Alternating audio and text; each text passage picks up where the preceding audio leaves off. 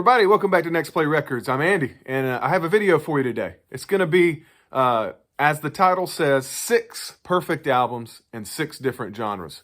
So I've got some bluegrass, some blues, some country rock, folk, jazz, rock. Those are my 6 genres, and I've got 6 albums in each that I consider, in my opinion, perfect. So I'm going to show those today. These are 6 of my favorite records in all of my collection. And I just wanted to talk about them. I think this may have been a contest a while back, but it was just somebody asking us to show 5 perfect albums in our collection. I didn't enter the contest then, and this is not a contest entry. I just wanted to kind of spin off of that and show 6 perfect albums in 6 different genres. So we'll get started. All right. Our first record from the bluegrass genre is Steve Earle and the Del McCoury Band, The Mountain. This record is awesome. It's perfect in so many different ways. The Del McCoury Band, awesome bluegrass family band that put out their own music in a great way, but then adding Steve Earle to that with his voice along with this bluegrass music is unbelievable. The song construction, every song on here is unbelievable. If you don't know it, look it up. It's called The Mountain, Steve Earle and the Del McCoury Band. Look at that cover art. Beautiful. That goes into my decision on perfect albums.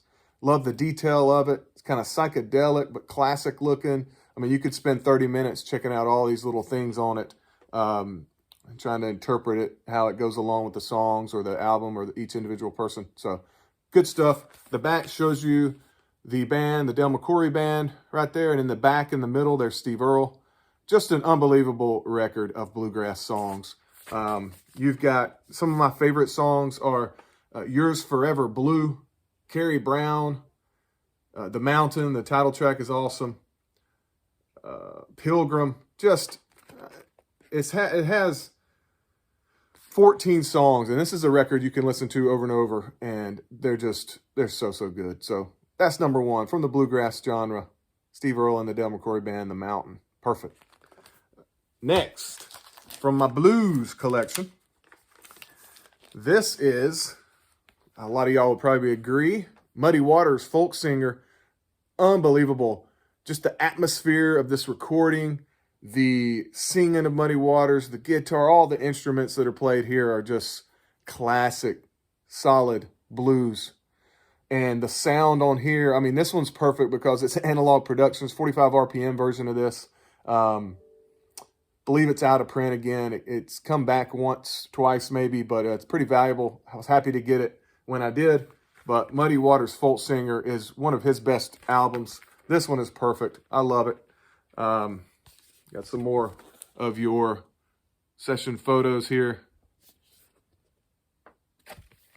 But it is, I mean, it is special. This is, it's different than a lot of his albums.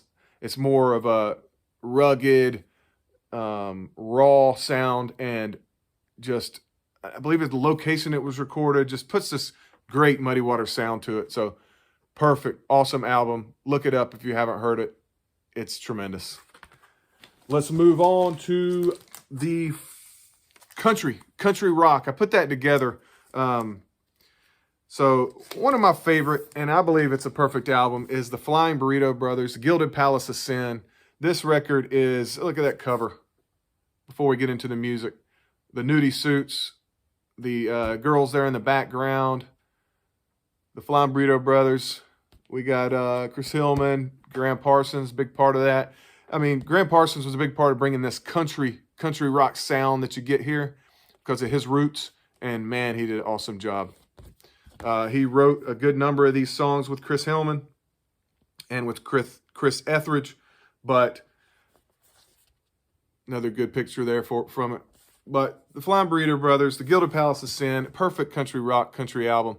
And some of my favorite songs on here are Do Right Woman, Dark End of the Street, My Uncle, Wills, Juanita, Hot Burrito 1, Do You Know How It Feels, Hippie Boy. I mean, this whole album, perfect. So from the country rock genre, my perfect album representative is the Flying Burrito Brothers right here. Check it out. Next, from the folk genre, probably the most iconic folk singer there is, Bob Dylan. And this is my favorite. There's a couple others that are close, but this is my favorite Bob Dylan album, and it is unbelievable. Bob Dylan, Blood on the Tracks. Huge Bob Dylan fans would agree with me that this is definitely one of his favorite, or one of his best. It is definitely my favorite. Listen to the songs on here. We have Tangled Up in Blue, classic Bob Dylan song, followed up by Simple Twist of Fate, beautiful. These albums that I'm selecting are albums that I feel like I could listen to over and over, never get tired of. Every song on here, very deep, quality songs, and Blood on the Track starts off with two unbelievable ones with Tangled Up in Blue, Simple Twist of Fate, You're a Big Girl Now, Idiot Wind, You're Gonna Make Me Lonesome When You Go, and then you go Meet Me in the Morning, Shelter from the Storm, Buckets of Rain. What an album. Perfect folk album. Bob Dylan, Blood on the Tracks is my pick. Now we've got two more to go.